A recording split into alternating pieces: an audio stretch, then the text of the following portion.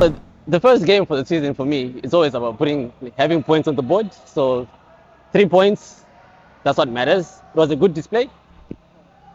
It was a good display. So yeah, I can't complain that much.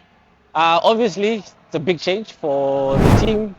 New coach, new system. You can see how they're trying to play, and it's a completely different play from how Klopp used to do it. So yeah, I think it's the right fit. I think he seems tactically acute based off the preseason. Um, so yeah, I think for us fans, I think it's more of let's see how it goes. We are not expecting much, I guess, this season. Pretty much taking it game by game because we know like the whole team is in transition, new system. So yeah, things are going to take time, and obviously mistakes will be made. So I think for us, it's just about enjoying the journey, seeing how far we get. But yeah, I am hopeful because he seems to be a very good coach. He demands a lot from his players. So yeah, I think good times. I think if he can keep his squad fit, I don't know if he'll challenge for the league, but yeah, there is hope. As a Liverpool fan, exciting times ahead. I think, to be honest, I think they can take it up a notch because, like, based off the first half, they were not as good. But credit also to Ipswich, they came out to play. They just didn't sit back. So I think it was a combination of like first game of the season, rusty players, and Ipswich was up for it. But in the second game, you could see like it was light and day. You know, we could have scored 4-5 if people weren't wasteful. But yeah, in terms of standards, I think he's the right man. He seems to be tactically acute, I guess, because like if you see how he subbed Kwanzaa, for instance, under Klopp, we'll probably see changes after the 60th minute. Not saying anything bad about him, but seeing how he identifies the problem, he changes it immediately. So yeah, that's something to look forward to. So yeah, but to say I don't think we'll win the league, to be honest. There's too much of a change. Maybe next year or the year after, because now he has to identify who is good for his system, then start getting players in that suit his system. So probably next season or the season after, definitely they'll be challenging. But if you ask me, probably a deep run in the FA Cup, in the Carabao Cup, in the Champions League, I think that would summate Liverpool to have a decent season. I don't think anybody is expecting much from us. I mean, most people have written Liverpool off anyway, right, saying that they're going to fall off because Klopp has left. But I think they'll be fine because they're still Klopp's players. We still have superstars like Salah.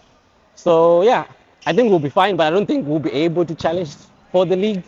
But third, maybe, if we're lucky, second.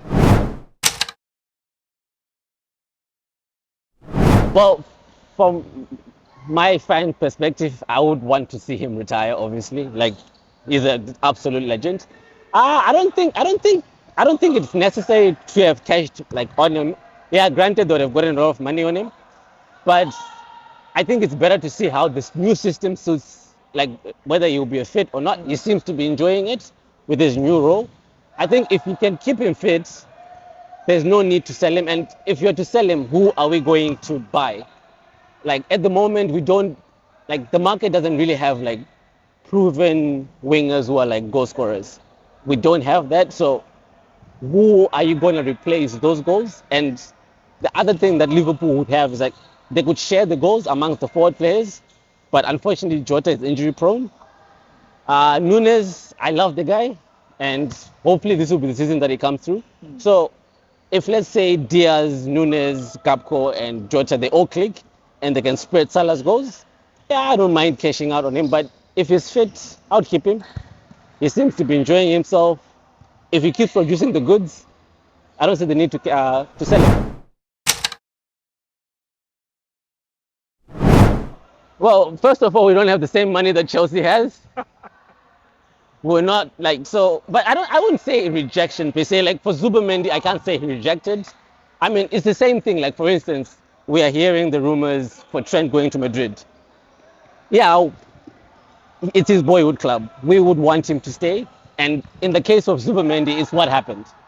For Lavia and Caicedo, I don't know. Caicedo, I feel like we dodged a bullet, to be honest. I don't think he's that good. Lavia, I saw the game that he played yesterday against City. He seems to be all right, but I think we can manage. And it's not like we don't have a defensive midfielder. Our defensive midfielder for last season was injured by Chatic. He's back, and it seems we also have players that can suit the role. Like it's also like an opportunity for like bench players from last season to step up. A very good example is Gravenberg. If you saw the game against Eastfish, he even surprised me.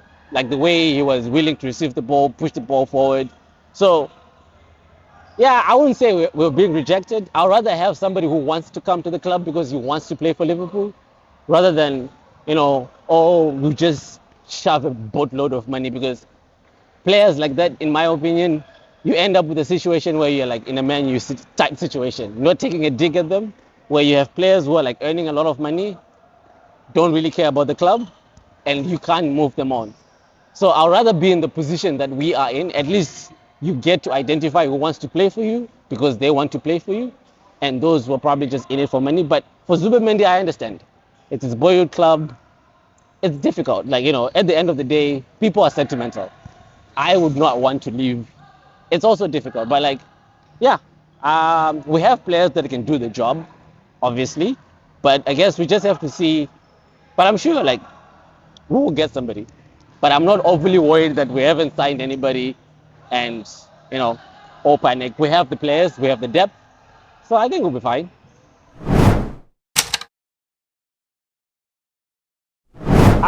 If you ask me, I think it's detrimental for the game because if you're looking at the profile that Chelsea is getting, like the profile player, they're getting young kids.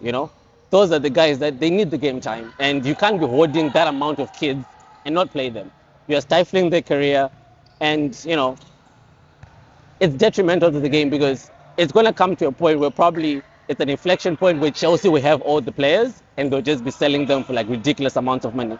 So it's bad for the game. It's bad for the players because if I'm in my early 20s and I want to play, I don't want to go to Chelsea. I'd rather go to like a lower mid-table team, like or your Brighton, West Ham. At least I can get to improve my craft there because at Chelsea, like how many guys do they have? Like 40? I don't have a guarantee that I'll play, especially if I get injured. And with the way they offload managers, it's quite difficult because this manager might like you, he gets fired, next guy doesn't care about you. So I think it's detrimental to the game overall. I'm quite against it. I get what they're doing.